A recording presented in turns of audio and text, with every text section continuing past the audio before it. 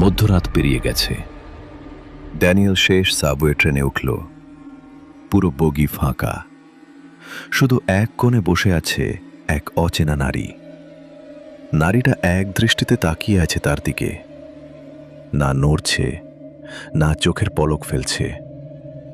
ড্যানিয়েলের অস্বস্তি হলে সে অন্য সিটে গিয়ে বসল। হঠাৎ ট্রেনটা টানেলের ভেতর ঢুকতেই আলো কাঁপতে শুরু করল। আর আলো জ্বলে উঠতেই সে দেখল নারীটা আগের চেয়ে 2 সারি কাছে। তার বুক ধক ধক করতে লাগল। উঠে দাঁড়াতেই আলো আবার নিভে জ্বলে উঠল। এবার নারীটা ঠিক তার পাশে।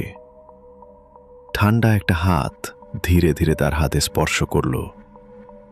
ড্যানিয়েল আতঙ্কে পিছিয়ে গেল, কিন্তু চারদিকে তাকিয়ে দেখল বগিতে সে একাই। তার স্টেশন এসে গেল।